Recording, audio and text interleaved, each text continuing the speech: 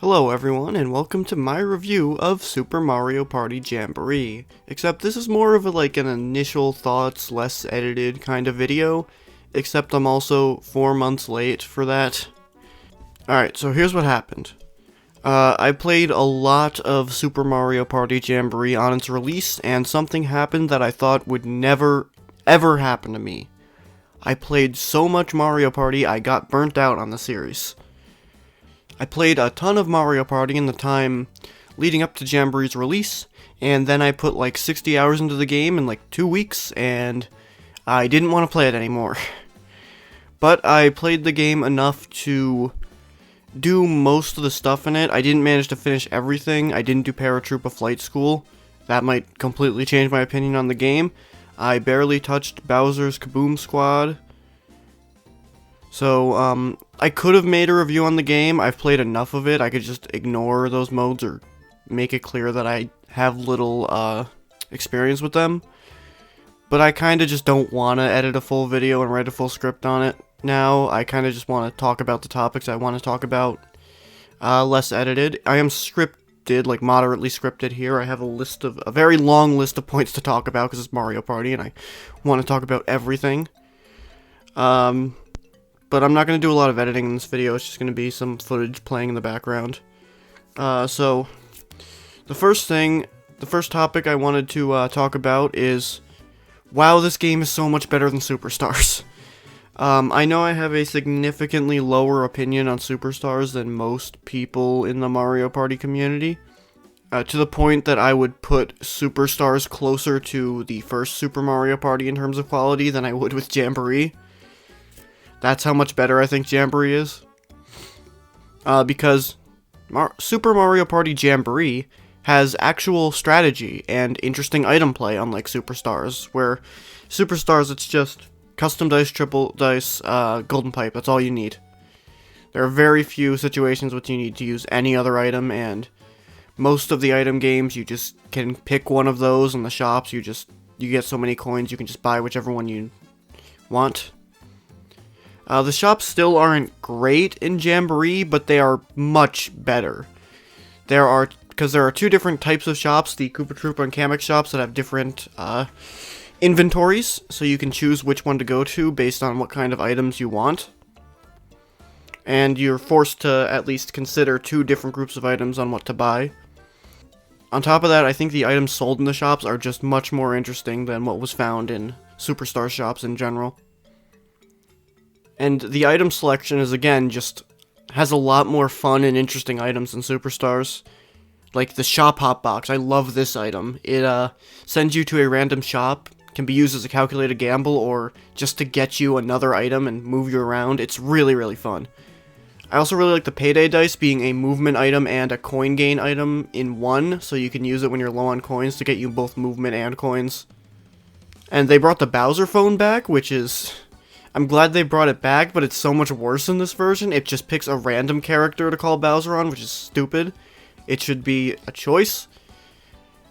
Which I guess... I don't even know if you can get this item in Pro Mode, because Bowser always just takes a star in Pro Mode, but we'll talk about Pro Mode later.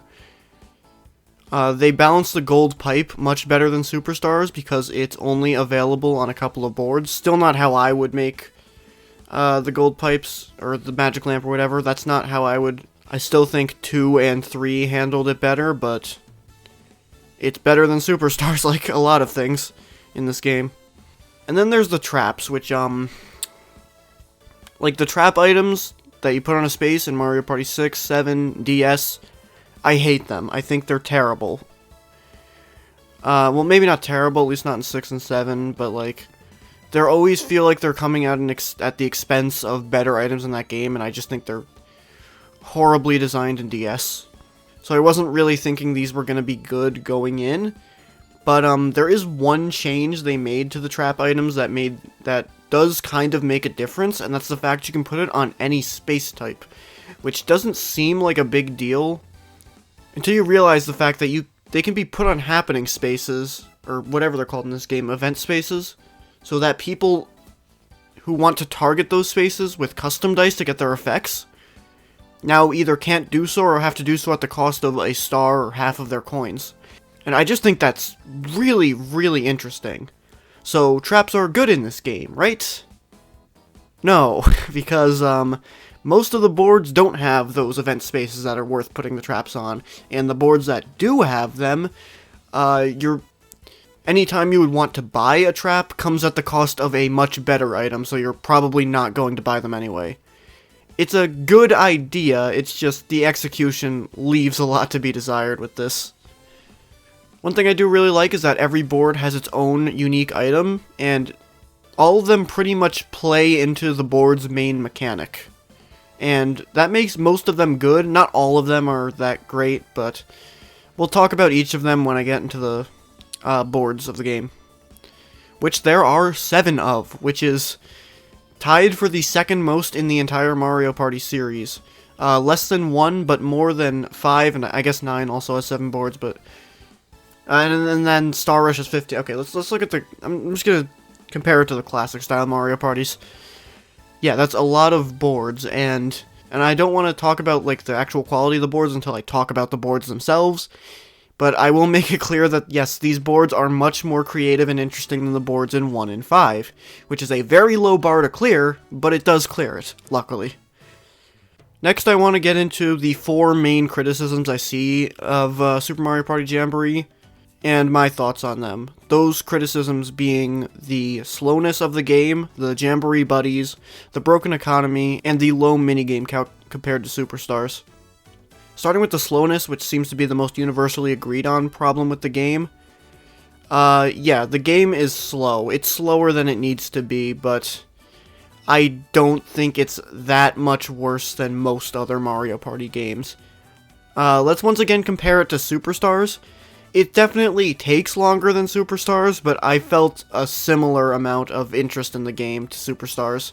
I definitely did not feel more bored playing Jamboree than I did Superstars, because there's so much more time spent strategizing and thinking about what you want to do in comparison to Superstars. It doesn't feel slow to me, it just feels long. Like, you are committing time to this game when you play it. I'll talk a bit more about that later. Let's talk about the Jamboree buddies, which I was really excited for going in. They seemed really fun, and they were disappointing to me. I don't think they're an outright negative, I just feel very mixed on them. So, let's start with the pros. I think the actual effects of the allies are great, and anyone who doesn't think so just hates fun. Getting like 2 stars in a single turn, stealing 2 stars with Boo for 100 coins, getting all the powerful effect, buying 2 items at the shop, all stuff like that, make the game so much more volatile and crazy things can go on. And it makes it so it never feels like someone has like a guaranteed lead or victory, because the allies can always just completely change the game, even in the final few turns of the game.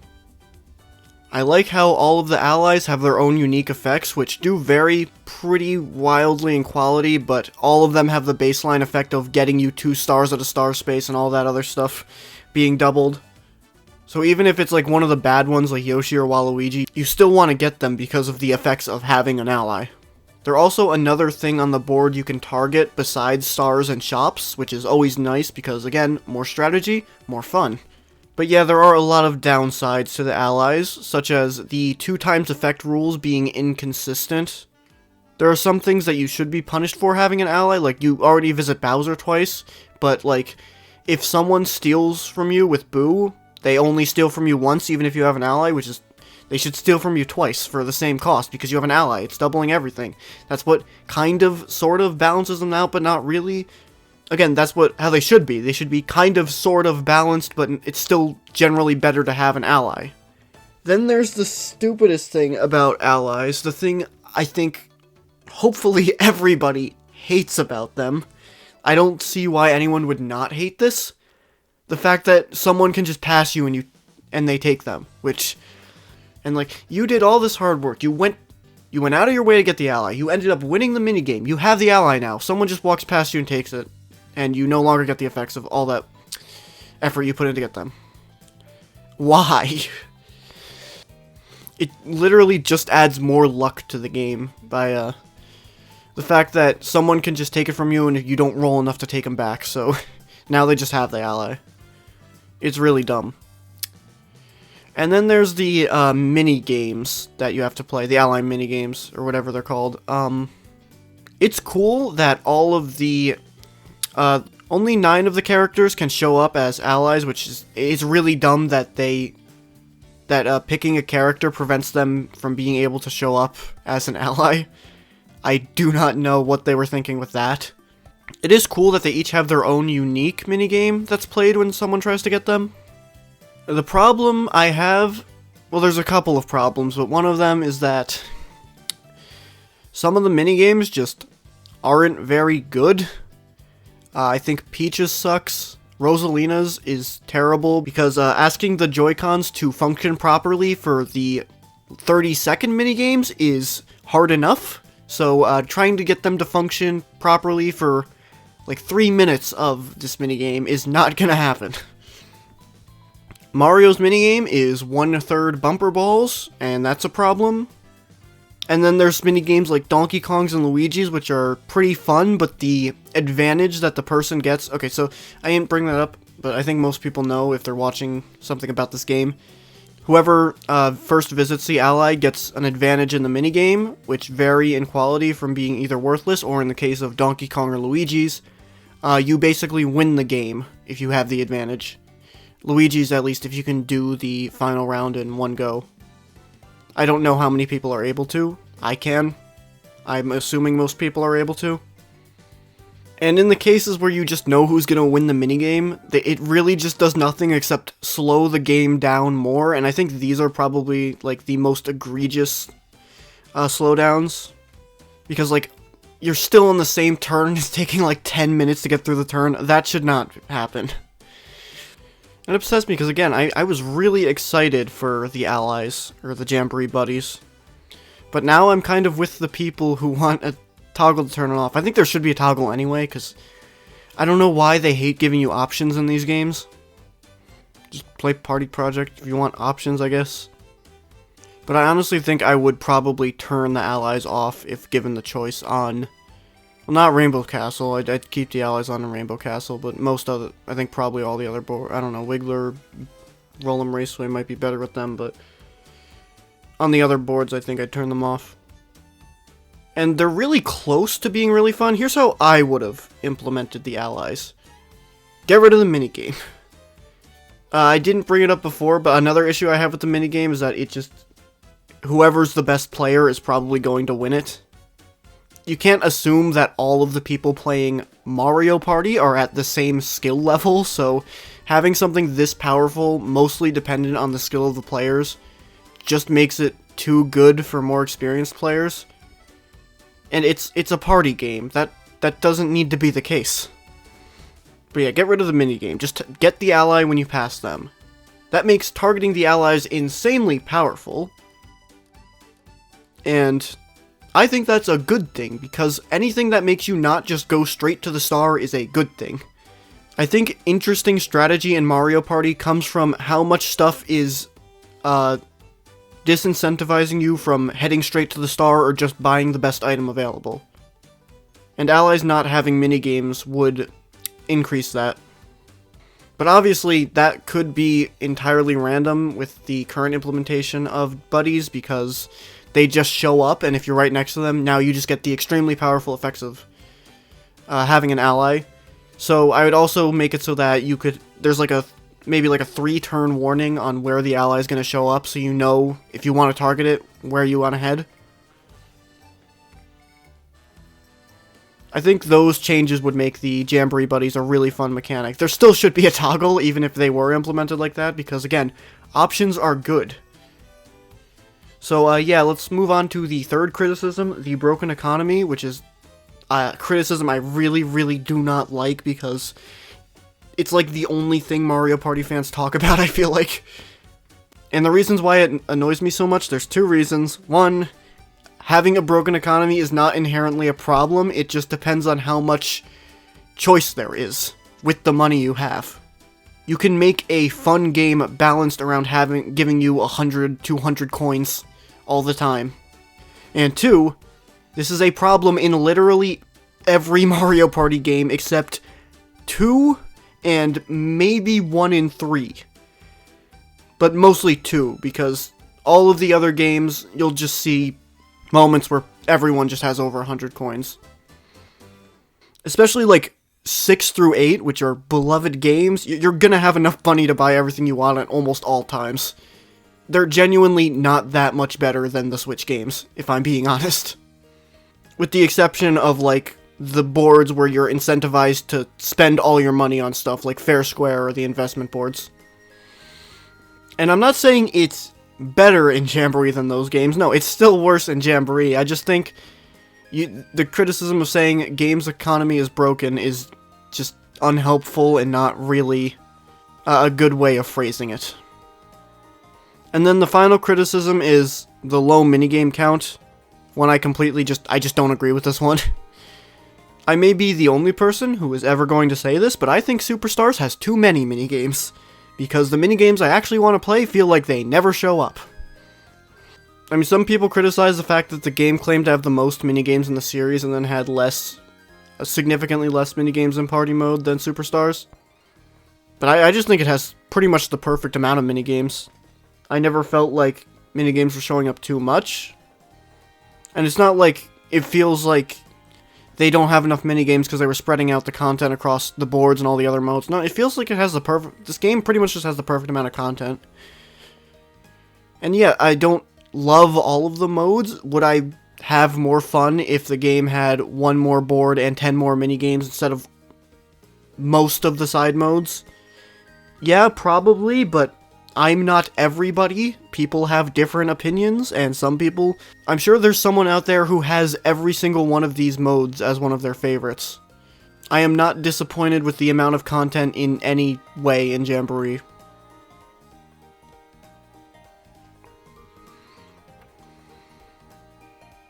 Okay, while still on the topic of criticisms, I'm just gonna run through real quick all of the bad things from Superstars, and I don't know, are any of these things that...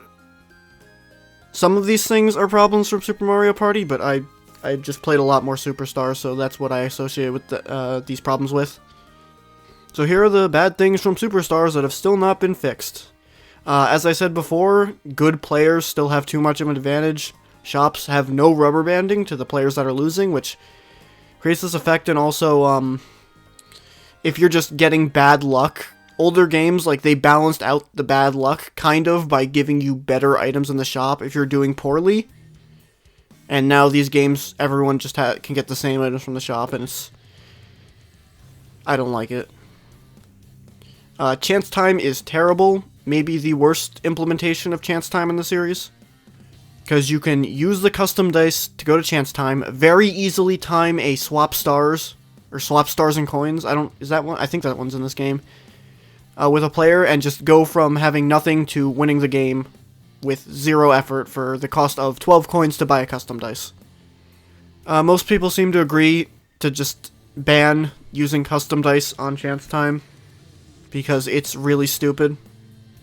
I think chance time either needs to be completely random, or there should be no way to target it. With things like custom dice, like obviously, I think gate bouncing on chance time, like in Mario Party 3, is probably fine. 3's chance time's also pretty bad, but not because you can custom dice on it, because it didn't exist in Mario Party 3. The last 5 turns event, this one upsets me more because they have the power to make it good. Because I saw footage of this game before release of the last 5 turns event, and I saw the last place player gets to pick what happens in the last 5 turns, and I'm like, that is so cool. I am so happy they're doing that in the game. And then that's not what they're doing. They either pick a random effect with no player input, or they choose a random player to pick what happens in the last 5 turns from a list. And picking what happens in the last 5 turns is just so much fun. Why did they make that only a thing sometimes? Like half of the time. If that. I definitely don't think it's more than half the time where I've seen that happen. It just should happen every time, and I would personally make it be always the person in 4th place that gets to decide. Item bags can still only be received from item space. No, it's lucky spaces. They can't be received in item spaces. It's only lucky spaces in this one. I don't know how they're missing the point of the item bag so badly. The point of the item bag, it's a gamble. You're putting coins in for the chance of getting good items. Why are you just getting it randomly? It's literally one of the most, I think it's like universally considered to be one of the most fun things about Mario Party is just buying an item bag. And then the bonus star options are still terrible, and you can argue even worse in this one. Classic bonus stars are still not classic bonus stars, because the rich bonus is horrible. I hate it so much. It's luck-based. Who gets it? Why is that a bonus star? It is nothing like Coinstar. Coinstar is arguably the most strategy-oriented bonus star out of all of them, because your coin count is something that you control. You only get 2 bonus stars in 10 to 25 turn games, which makes guaranteed victories more prevalent.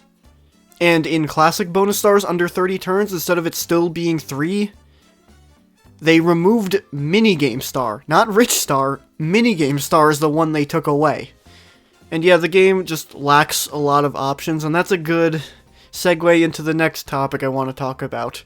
Pro Mode. I was really looking forward to this mode because I am, of course, a Mario Party master, and there's now a mode where I get to show my skills against other players online. Sign me up. And, I hate this mode so much. If the intent was to make Mario Party less fun, they passed. So there's a bunch of rules that they added to Pro Mode, and some, I would even say most of the rules are fine.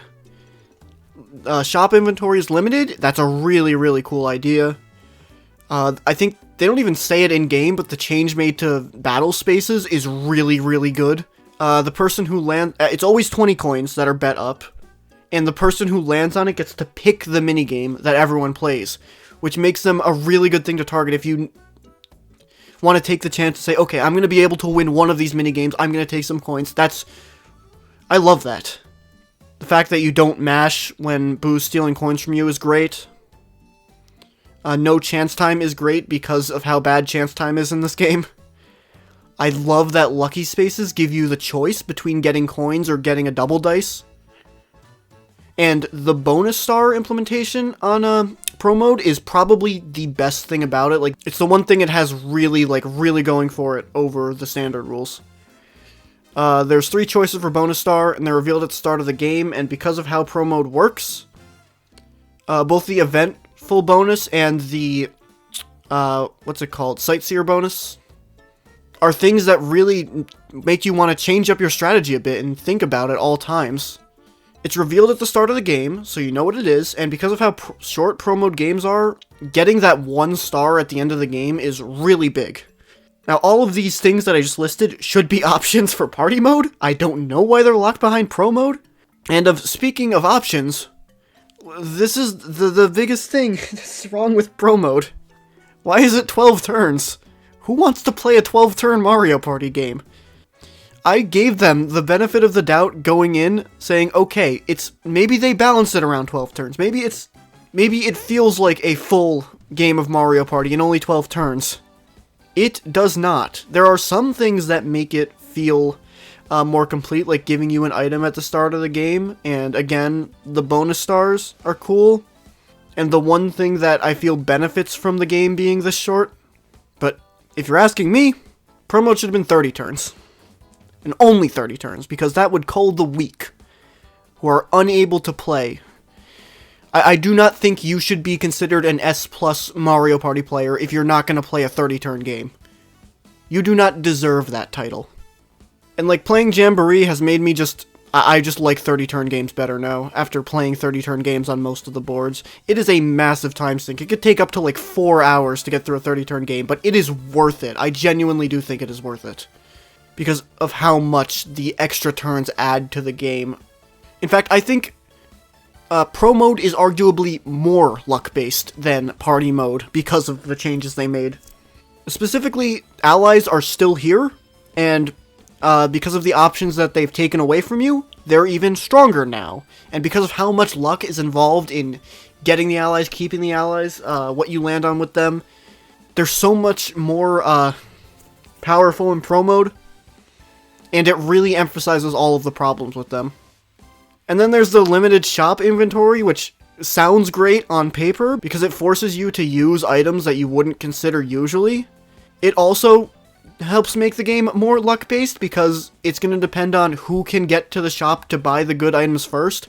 It doesn't really make you consider what to buy more. It's just whatever the best item they currently have is the one you're going to buy. So, again, just more luck because it's who gets to the shop at what time determines what item they get.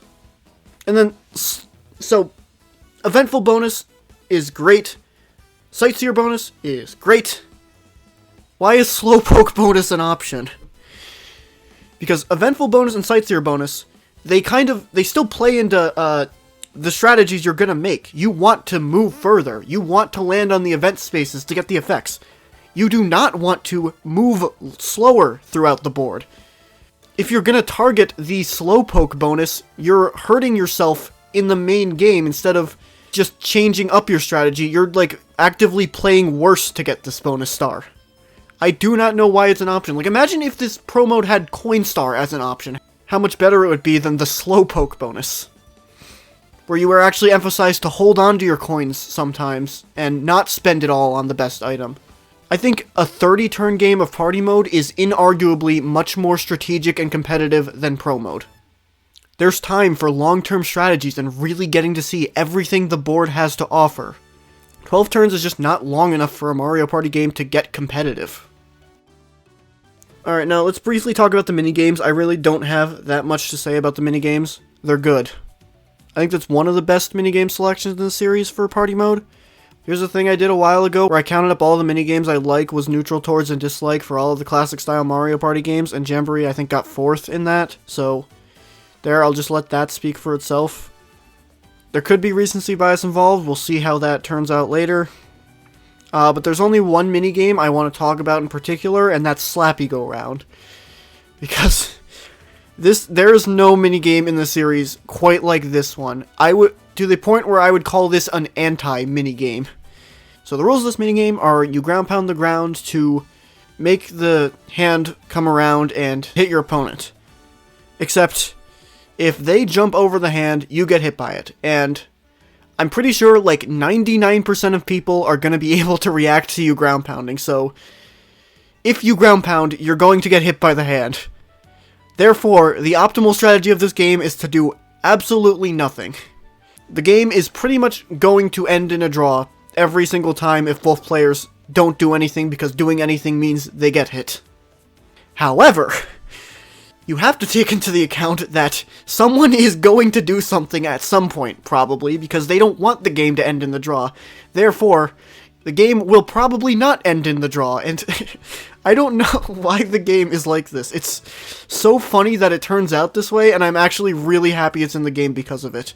There is no Mario Party minigame that plays quite like this one. So they brought back, I think there's 10 minigames returning from older Mario Parties, and there's obviously 2 retro boards taken back for this game. My opinion on that is, it's fine.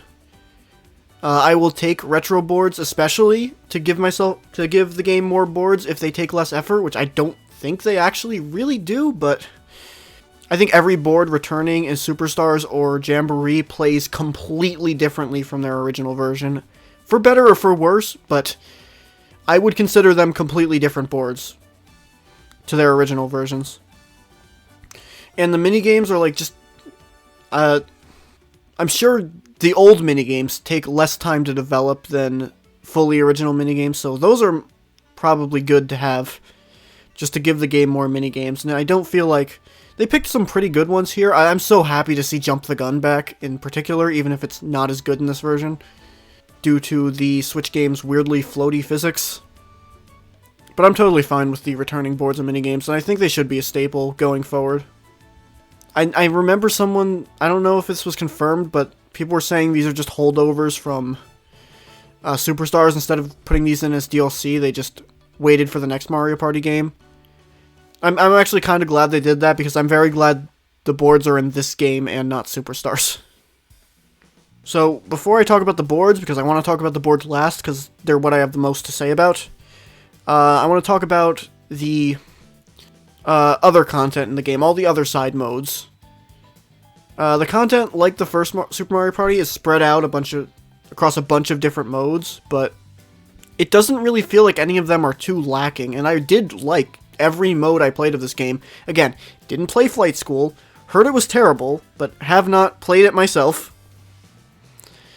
So let's talk about all of those modes in very briefly, probably. Party Planner Trek is the game's story mode. It's fine.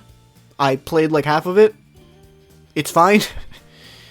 Maybe the best story mode in the series. I think 7 and 8s are definitely more interesting solo modes, but they're also much shorter. I don't really have anything to say about it. It is fine. The Coop-athlon mode. Okay, let's start by just playing my reaction to this in the trailer real quick. So play that, editing me. Was not expecting there to be that many. Coin-athlon! Coin-athlon! They brought back Coin-athlon! I have been asking for so long for them to bring back Coin-athlon, and they finally did it, my god! This is the best possible, this is the best Mario Party ever. I don't care. They brought back Coin-athlon. That is all they needed to do. So Coin-athlon from Star Rush is like the best mode in the series, besides the main party mode. Definitely the best non-party mode in the series. So I was so hyped for this mode coming back. And after playing it for myself, I can say with full confidence, I enjoy the Star Rush version of this mode much better. The reason I wanted this to come back is because I wanted an expanded version of the mode with more minigames and stuff, and an easier way to play local multiplayer without pulling out 4 3DSs for 4 people to play. It did neither of those things. There is no local multiplayer, it is only online multiplayer. I do not understand why. There is nothing that would be lost by having this have a local multiplayer option where each player just gets a smaller screen. And on top of that, there were more minigames for Coin-athlon in Star Rush, and those minigames were better than the ones in Jamboree. There is nothing in this game on the same level as One Stop Toad Shop or Conveyor Meltdown. I don't remember what that minigame is called. The one with the mushrooms on the conveyor belt. That one's one of my favorite minigames in any Mario Party game, let alone Coin-athlon. I liked the plush one. That's the one that I really remember liking from Jamboree. I don't find the Coin-athlon minigames or Coop-athlon minigames to be too memorable. There's also way too much time in between the games. Like, you have to wait like 10-15 seconds between every game for people to spam reactions. I don't know why. But with all that said, it's still Coin-athlon. It's still really fun. You can't ruin Coin-athlon that badly and have it still be Coin-athlon. But I think I just had more fun playing the games and going for a high score in the minigame mode by myself. Bowser Kaboom Squad, I played this mode once or twice, but I did really enjoy it for the time that I did spend playing it. I don't know what else to say. I can't think of anything else off the top of my head. It's pretty fun. But it's not local multiplayer, so I'm likely to play it less. Rhythm Kitchen is pretty cool. I think I prefer the Super version of this mode, where it's competitive, but I think the minigames might be more consistent in this one. There's no Waluigi dance minigame. There is, but it's not as good. And there's no the clearing the table one from Super. I think it's a problem I kind of have with Jamboree's minigames, where there aren't that many that really stick out in my mind. But maybe that'll change over time when I play the game more in the future. Toad's Ball Factory, or Item Factory, I don't remember what it's called. It's fun in multiplayer. Single player is fine. Not going to play this mode that much, probably. But it's fun for what it is. And I didn't play Parachute Flight School. So let's talk about the boards now. I'm not going to give my overall opinion on the board selection. I want to go through all of the boards first, because I have a lot to say about each of them. I've played all of these boards in 20 turns. I've played most of them in 30 turns, and most of them on Pro Mode. I didn't play the Wiggler board or Western Land on Pro Mode. And I'm not taking Pro Mode into account for these ratings, because there's not a single board in the game that I enjoyed more on Pro Mode than 20 or 30 turns of Party Mode. So let's start with Mega Wiggler's Tree Party, which leaves an incredible first impression. It's a starting board with an actual main mechanic, which has that happened, I guess, not counting Superstars, I would not say any of the starting boards had interesting main mechanics since Mario Party 4. It has all of the benefits about Jamboree's gameplay. I think allies even work pretty good in this one because of the low amount of movement items for people to steal them from you. And then the music. The board music across the board, is really, really good in this game. But Mega Wiggler's Tree Party's music in particular, the regular board music I love it. But the last 5 turns theme, I think it is unquestionably the best music track in any game in the series. I'm sure I'll be playing it in the background for this section. I've listened to it over and over again. I will never get bored of it. The second, third, fourth, and so on impressions of this board are not quite as strong, unfortunately. The Wiggler is still great. You can buy the bells at the shops. They're a really good way to traverse the board quickly. The main issue I have with the board is the shops.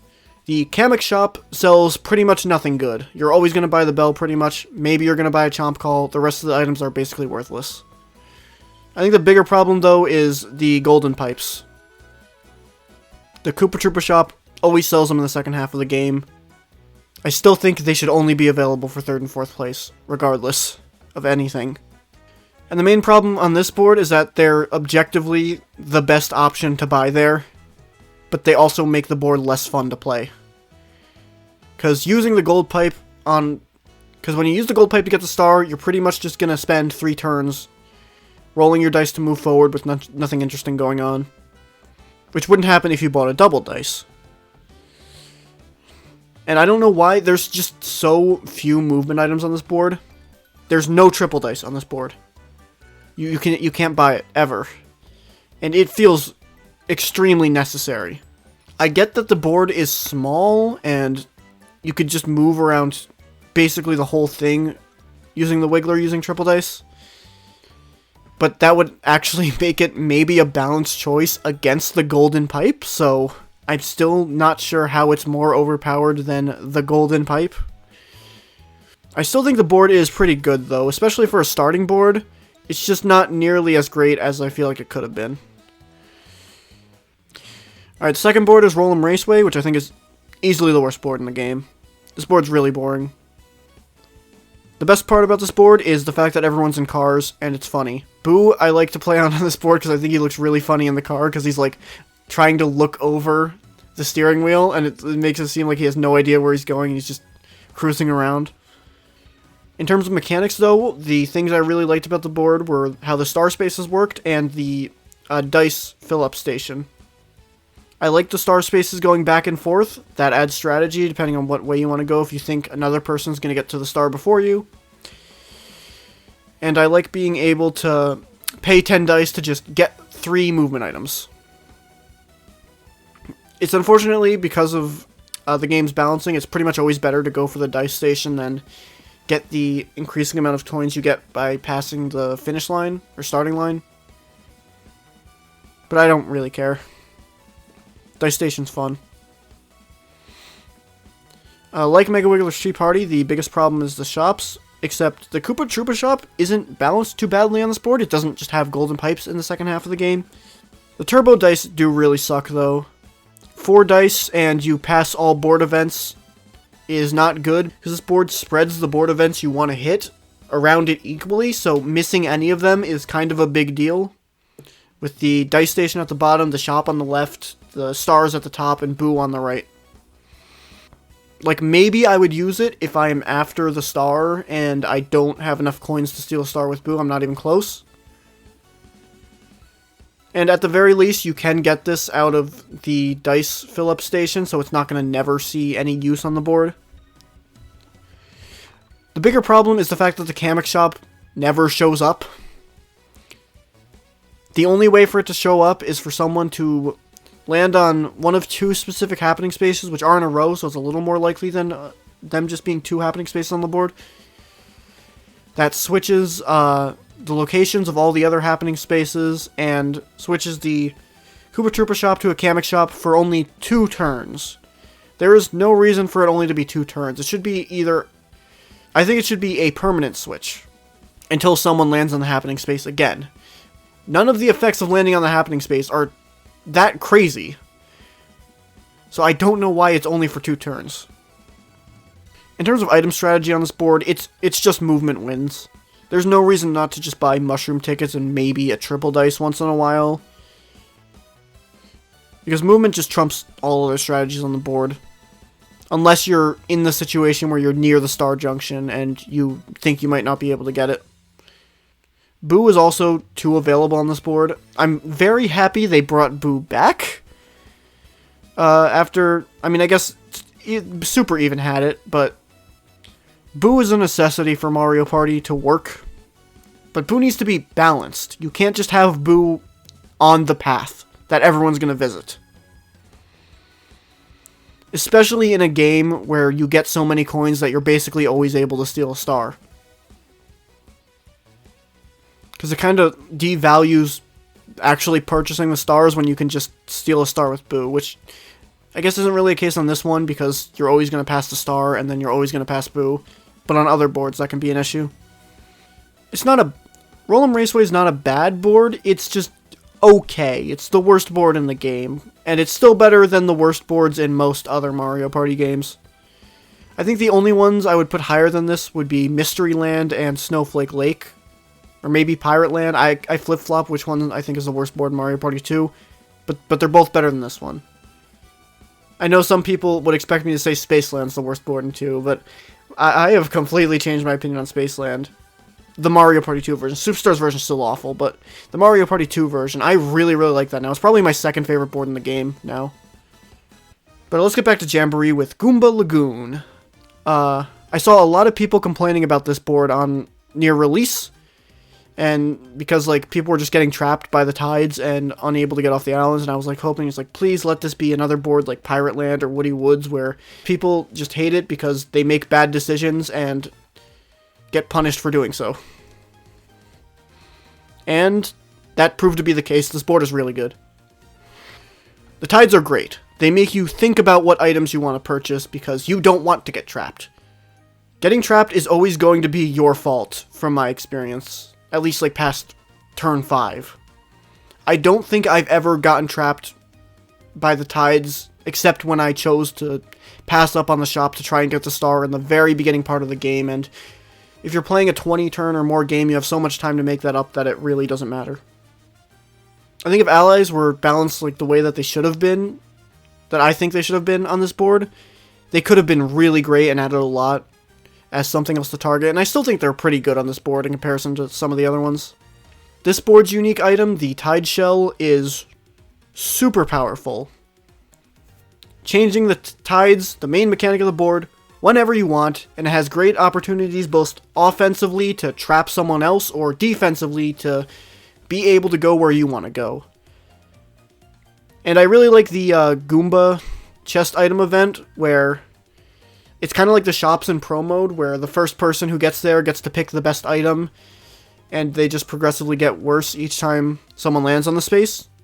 Good incentive to go target that as soon as possible.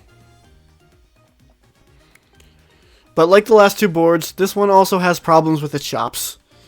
The Tide Shell costs only 3 coins and is effectively better than all other items at the Kamek shop in every situation, except sometimes the plunder chest, I guess, in the second half of the game. You might want to pick over a Tide Shell, depending on what other people have. I think the Koopa shops, though, are actually pretty good in the first half of the game, where the choice between getting a pipe, a shop hop box, or a custom dice is actually pretty balanced. Because each of their effects are useful and useful in different ways. Shop hops are more consistent than pipes, but you can't go to some specific places with it. Custom dices are more consistent for getting you off islands you're trapped on, but they're more expensive and they only can get you to one specific place from using them. And then the golden pipe shows up in the second half of the board and ruins all of this because you just want to buy the golden pipe. It's arguably even more overpowered on this board than Mega Wiggler's Tree Party, but I feel like it's less of an issue just because of the more interesting applications of other items on this board. Also, this board should not have 2 boos. It should only have the 1 boo on the top left corner that goes away when the tides come up.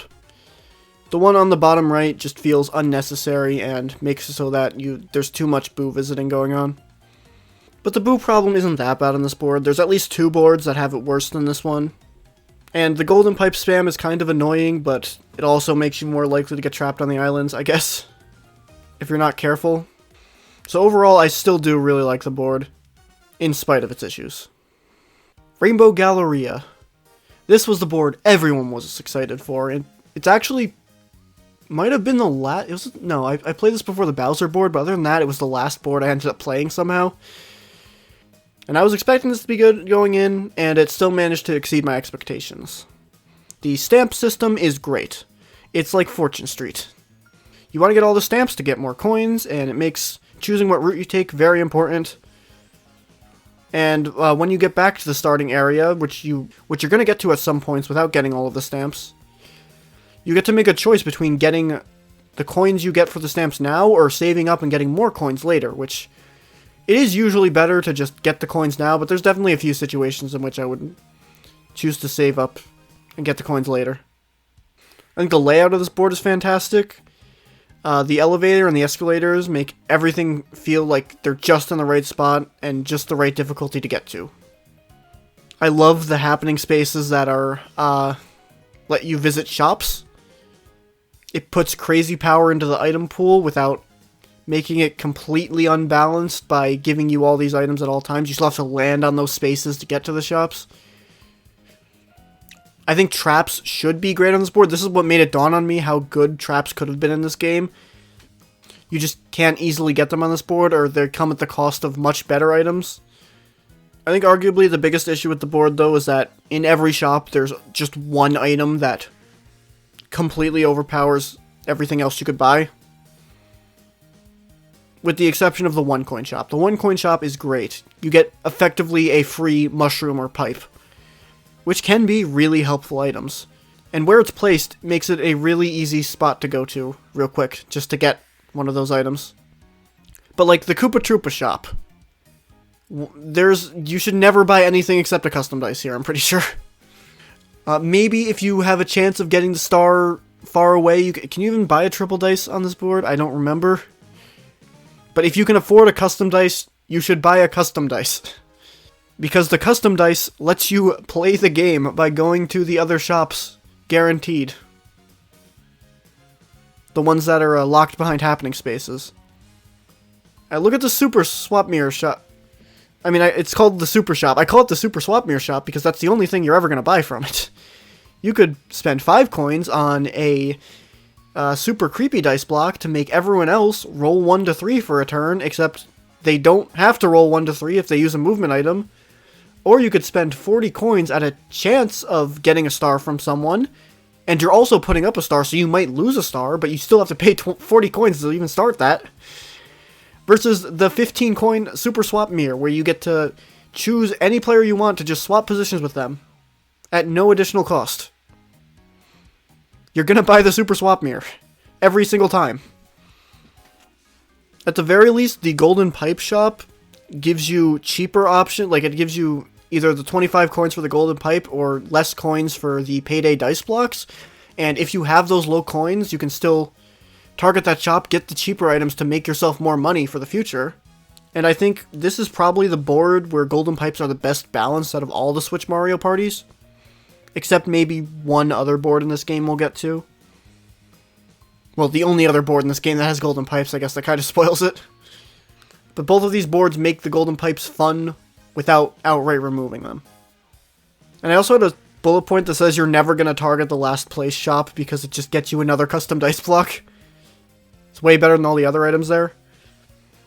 I saw when I played a pro mode game of this board yesterday, just to reaffirm I hate pro mode. I forgot that if you land on the shop in 4th place, it gives you 15 coins, so you can use a custom dice block on this space to get a 3 coin profit, because it only costs 12 coins to get another custom dice block. Or a 9 coin profit, I guess, with the flash sale. I even forgot the flash sale was a thing. Every 5 turns, everything costs half price, because it never feels like it actually comes into play. Also, the markup sticker, this game's, I don't even have it as a bullet point, because again, I just forgot it existed. Because no one ever uses the markup sticker. It makes one person have to pay double the cost for everything for 1 turn. And anytime you would ever want to purchase it, you can buy a custom dice block instead to get a Super Swap Mirror or Golden Pipe or Boo Bell later. It's arguably the worst out of all the board-specific items. There's also maybe too many coins in play on this board, but it's not really that much of an issue on this one. It gives less value to the stamps. There's no reason to really go and try to get all the stamps when you have a bunch of coins already. Which is kinda but if you're in that situation, you've probably already gotten all the stamps at least once anyway, so it's not like the mechanic becomes entirely pointless. Plus, there's always going to be the situations in which you're in the late game and you somehow don't have a lot of coins. And none of the problems with this board even come close to ruining it. Boo is even really well placed here. It's before the elevator, so you can't just take the elevator and go to Boo. It's all the way in the top left corner. You have to actually go to Boo to get Boo. Really great board. One of the best in the game. So I'm going to do the boards in the order you unlock them. So let's talk about Western Land next.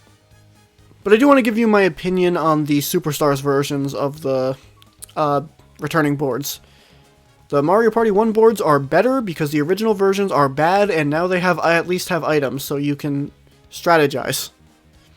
The Mario Party 2 and 3 boards are way worse, all three of them, because Superstars gameplay and item systems are way less interesting than those of 2 and 3, and every other change they made to the boards is also bad.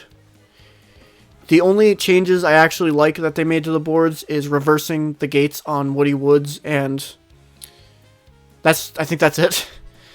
I like the Forest Shop, but they removed the wrong Monty Mole spot, because that's the one you were actually going to use a lot, instead of the one that they kept in the center of the board that can really only be used to screw other players over, and you're rarely ever going to use it. Someone has to be near one of the signs and give you an actual incentive to make them not go one of the ways. I think I genuinely do not like every other change they made to the Mario Party 2 and 3 boards. So, I was not looking forward to this board going in. Because on top of all of that, let me give you my favorite and least favorite parts of the original version of Western Land for Mario Party 2. The best part of the board is the Hootenanny. It's in a really hard to reach spot, but the effects of it are crazy. You can pay 20 coins to make everyone go to that location. Doing so is usually pretty good, but you also have to consider the fact that they become close to Boo, so if they have a bunch of coins, they can just steal a star from you for doing that.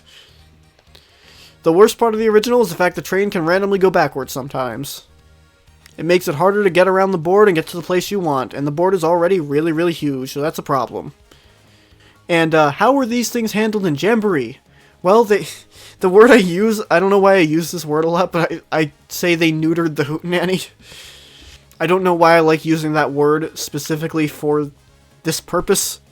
Now you have to land on a happening space to even get a choice of the effects of the event.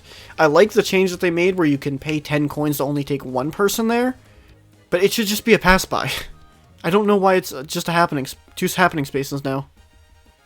The train, they now give you the option to go 1 or 2 stops in the train, so you'd think that had choice. They add choice with that, but it can still go backwards sometimes. So why would you choose to make it go 2 stops if it's not gonna go the 2 stops that you want it to sometimes?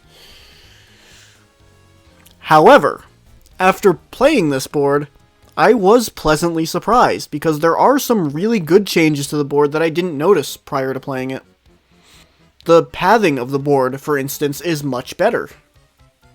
It's easier to get around the board, with it being so huge. There's 2 more shops on the board, which help with that as well. The second skeleton key gate that you would only ever use if a star spawned behind it in the original, it now sees some use, because it's a shortcut back to Boo. And maybe the best addition to the board is the Shy Guy ticket station in the top part of the board.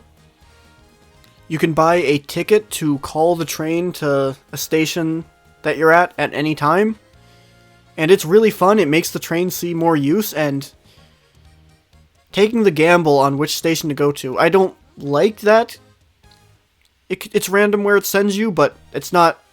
That doesn't mean it's a bad option for you to take advantage of on the board.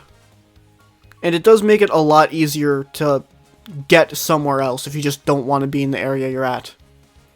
It's still far from perfect. The shops are very unbalanced, as per usual, and the center area sees very little traffic because the Kamek shop is way better than the Koopa Troopa shop, and going to the left at the start also lets you ride the train if you want to.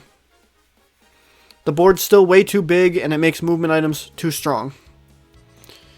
I actually think you can't buy golden pipes on this board, and I actually think this board might be better if you could in the second half of the game. It would make the Koopa Troopa shop better, and stop the game from being dominated completely by movement items. So now the question is, how does this board compare to the original version? Most of the changes I listed do sound better, but take into consideration the original version has the Hootenanny in its better version.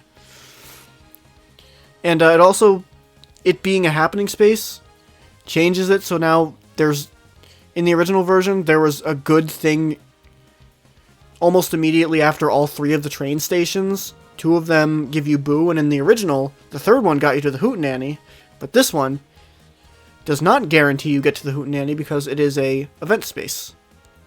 The original is also in Mario Party 2, so it's much faster, and coins really matter. And I just think 2 has the most consistent and strategic gameplay out of any Mario Party game, with its really good item balancing and how much bonus stars come into play. I know it sounds like I'm overpraising 2 from this review. It's not even my favorite Mario Party game. But, getting better at Mario Party really made me appreciate how much, more strategic 2 is than every other Mario Party game. But, I mean, the advantages of the newer version of the board are notable. It's definitely the better of the 2 boards in terms of design, rather than not looking at the factors of the game it's in. And overall, I think they're pretty on par for me, but if I had to choose one, I do think the Jamboree version is a little bit stronger. So, congratulations, Western Land. You are the only Mario Party 2 or 3 board remake that I like better than the original version. As for the other retro board, Mario's Rainbow Castle, let's just get out of the gate right away. This is better than the original Mario's Rainbow Castle. The original version of the board is not good. The fact that it has items alone pretty much makes it better.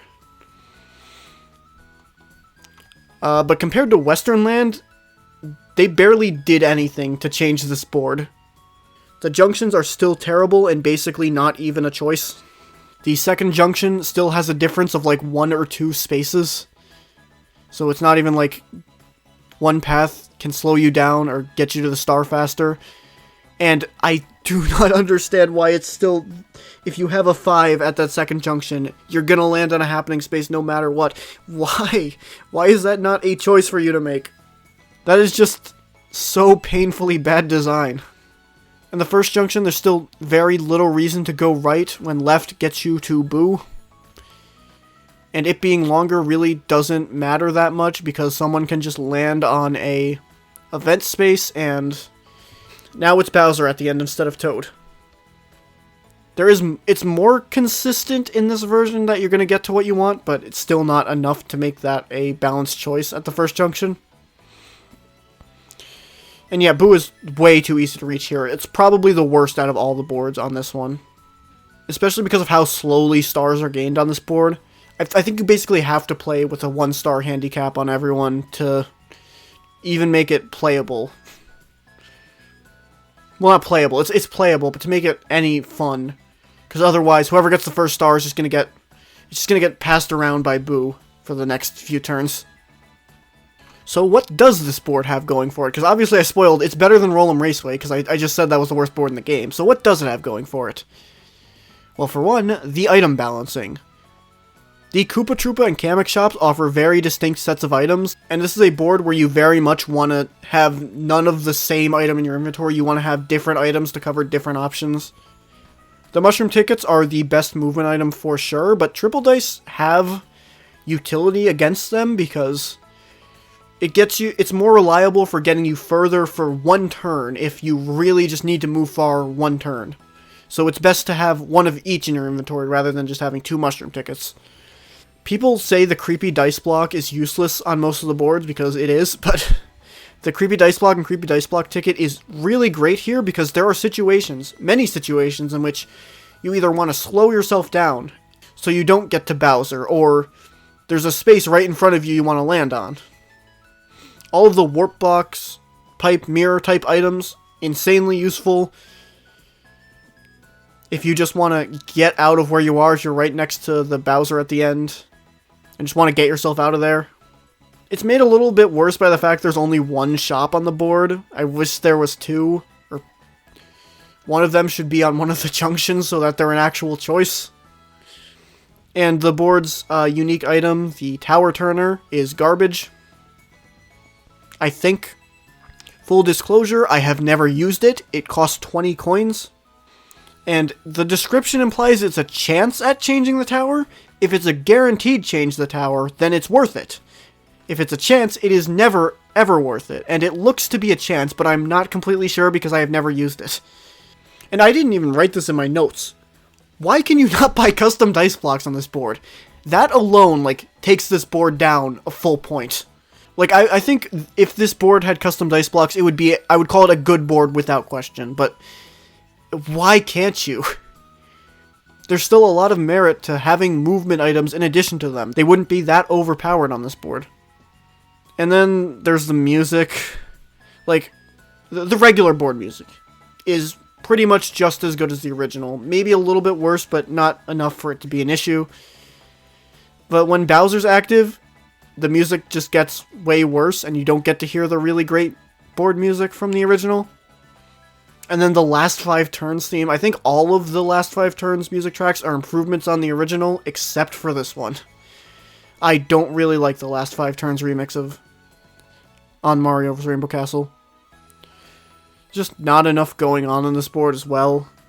This is why I think allies are actually good on this board, because it's something else on the board besides the one shop and Boo, which are the only events on this board.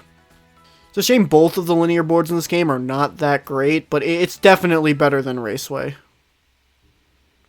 I will stand by that. And finally is King Bowser's Keep. Where do I even start with this one? I guess I'll just say this. My thoughts playing the board for the first time were something along the lines of, oh my god, this is the best Mario Party board ever. Yeah, this is the best board in Jamboree. It's no question about that.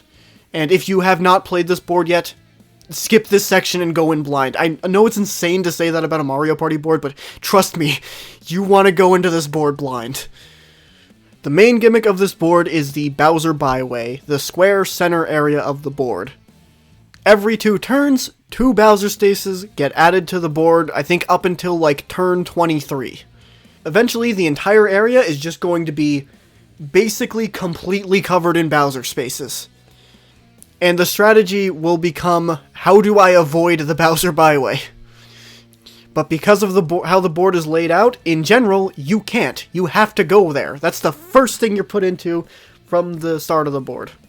I genuinely think it's in contention for the best mechanic on any board in the series. And what makes it even better is that the Bowser Byway is a conveyor belt that changes directions. It reverses whenever someone lands on a happening space, or, more prevalently, when someone uses the extremely common lever item. And the Bowser Byway lever might just be my favorite item in the series. It literally just lets you say, I'm in control of the game. You are just pawns in my master plan. You can use this item to trap people in the Bowser Byway if they don't have items to avoid it. But even better is to use it defensively, as is usually the case with Mario Party items. It's something you want to take for safety, to more readily get yourself out of the Bowser Byway if you get stuck there. And yet it's still somehow not overpowered because there are better ways to avoid the Bowser Byway. And it definitely doesn't guarantee you escape from there. You still have to enter the Bowser Byway to use this item defensively. The Kamek shop actually isn't that well balanced. You really only want to buy the mushroom and the Bowser Byway lever in the first half, and then in the second half, Shop Hop is just the best item, for sure. Still, you do want to diversify the item loadout you have, and I do really like there is a shop on the Bowser Byway that incentivizes you to go there. And in terms of the item selection there, the Koopa Troopa shop isn't that well balanced either, but it does something that I can't believe I'm actually saying. It makes the choice between buying a skeleton key or buying a golden pipe a balanced choice with pros and cons on each side. Yes, this is the other board where golden pipes are balanced. Buying a golden pipe here means you do not get to go to Boo, because getting to the Koopa Troopa shop is passing up on Boo. And in most situations, the swing from Boo is more useful than getting a +1 star from a golden pipe. But the golden pipe can get you off the Bowser Byway if you get stuck there if the star isn't there. Sometimes, of course, it might keep you on there if the star is there, or put you in a position where you risk getting stuck on the Bowser Byway if the star is like right after the first shop, where there's 2 spaces that can spawn there. If you instead choose to take a skeleton key, you do get to go to Boo, either from the gate that they put after the shop for some reason. I don't know why you would buy a skeleton key there instead of just going to Boo the normal way. Both pretty much put you in the exact same place. But if you keep the skeleton key and go past the first shop buying like a Bowser Byway lever there, you can basically guarantee you get off the Bowser Byway after a single turn. Because like in the worst case scenario where it's going to the left from the bottom, because in the worst case scenario where it's going clockwise, because if you go to the right and enter it that way, chances are you're going to be pretty close to the entrance there, and using the Bowser Byway lever the next turn, or if someone switches it before then, just not using it, just holding onto it, pretty much makes it really likely you're just going to be able to hit the skeleton key gate and get yourself off the Bowser Byway and to Boo, and let you visit Boo pretty much twice in a row in pretty short succession. But if you choose to go to Boo twice in a row, like if you choose to take that path and go to Boo, you don't get to get another skeleton key or golden pipe. You have to go the route that gets you to Boo or the vault. You can get a shop hop box in the second half of the board, but there's still some risk involved in it. Like, I can't believe they actually managed to do it, make skeleton key versus golden pipe something you have to consider. And while a lot of the items aren't worth buying, they're still far from useless. They're just a lot more niche than the really good items you can buy. Even like the super creepy dice block, which is terrible on every other board, has some use to, like, you can trap someone on the Bowser Byway for a turn if they don't have any movement items. Every item on this board is good, just some are better than others. And then there's the vault. This is one of the most insane things they have ever put on a Mario Party board, and I love it so much. It has a 2-digit passcode you have to guess, and if a number's wrong, it gets eliminated from the passcode. And if you manage to open the vault, it is basically a win button. Because opening the vault gives you all of the coins and stars that have been taken from Bowser spaces over the course of the game. And yes, like, if it gets opened at the end of a 30-turn game, there's a really, very real possibility you can just get, like, 15 stars in one turn. It is absolutely nuts. And I think every Mario Party board should have something like this. Maybe not to the same extent, but something that can just completely change the game. Full disclosure, I have never gotten the vault to open in a game. So I haven't technically seen what it does from a game I've been participating in, but I don't think I need to.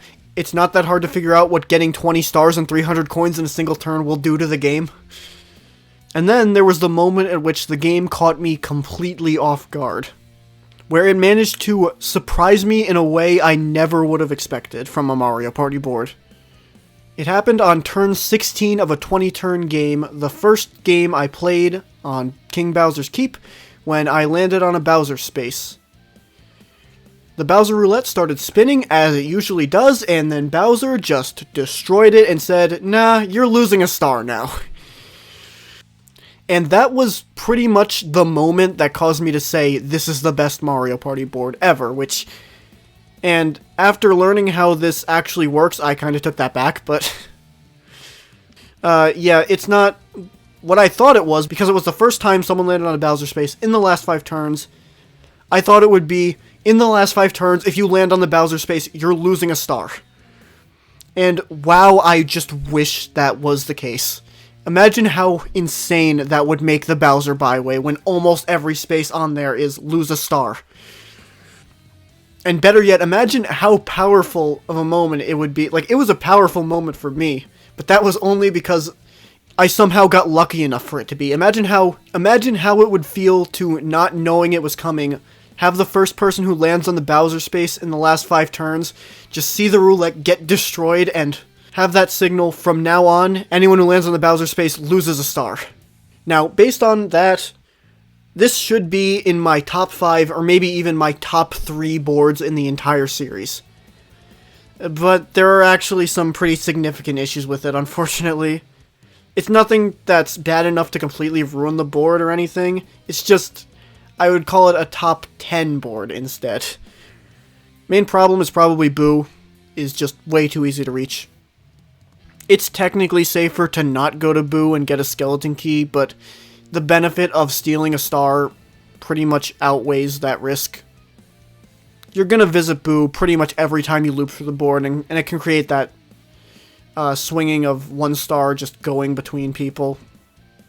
And it kind of devalues going for the star, because it can just be stolen from you.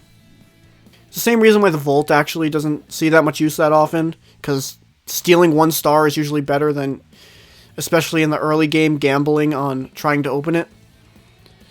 Although, the Volt, being as crazy as it is, someone's always going to go there, so that's not really an issue. And putting numbers in there early can be used as like a preventative measure for someone getting 20 stars at the end of the game. The Bob-ombs and Mecha Koopas also don't do anything. Like the gear and the Mecha Koopa fights are basically pointless, because if you lose like 5 coins, and that is completely worthless on this board because you get so many coins on this board. And that makes both of those issues worse. And this board is just by far the slowest board out of all of the slow boards in Jamboree. There are so many cutscenes on this board. And it's a real shame, because mechanically it's, I think, easily the strongest, but it just takes so long. The 20-turn board I played against real people online on this game took like 3 hours and 15 minutes. Now, I still love this board so much. I think I would call it the best Bowser board in the series. No, I think I still like Magma Mountain a little bit more. I know it's not the most popular choice to say is the best Bowser board in the series, but I will make a video on Magma Mountain soon. I genuinely do think it's one of the best designed boards in the series. And I also have yet to play a 30-turn game on King Bowser's Keep, which I want to do eventually, but I think it'll be fun. Maybe I'll just like live stream that at some point in the future, see how that affects the board. Test out live streaming and whatever. But the board selection as a whole is great. I don't know if I'd call it the best in the series, but it's definitely up there. It's probably somewhat obvious, but my ranking of the boards would be King Bowser's Keep, Rainbow Galleria, Goomba Lagoon, Western Land, Mega Wiggler's Tree Party, Mario's Rainbow Castle, and Roll'em Raceway, in that order. Overall, in conclusion, I feel really happy about this game and how it turned out. It is easily my favorite Mario Party on the Switch, excluding Nintendo Switch Online. This is my Game of the Year 2024, because it is the only game that came out in 2024 that I played. And I would say this is my 4th favorite Mario Party game, and very solidly in that spot. I don't think it's nearly as good as 2, 3, or 6, but I also think it is much better than everything below it. It is the best Mario Party game in 20 years. And therefore also the best Mario Party game that came out after I was born. But again, these are all just my quote-unquote initial thoughts after playing the game for 60 hours. The game might fall down like Superstars did for me, but because of how far it is from any other games in my ranking of the series, I doubt it'll change where it ranks among the rest of the series in the future until another Mario Party game comes out. But we'll just have to wait and see what happens then. I have no idea how long this video is going to be. How long have I been recording for? I have been recording for 2 hours. I don't know why I can talk about Mario Party for this long. And I have not played this game in like 2 months. Besides one game? Yep, it is just now past the 2-hour mark. Okay. I'm going to wrap this up. Goodbye, and see you in the next video, which will not be Mario Party related. There's going to be another Mario Party video coming soon, probably, but not the next one. See ya.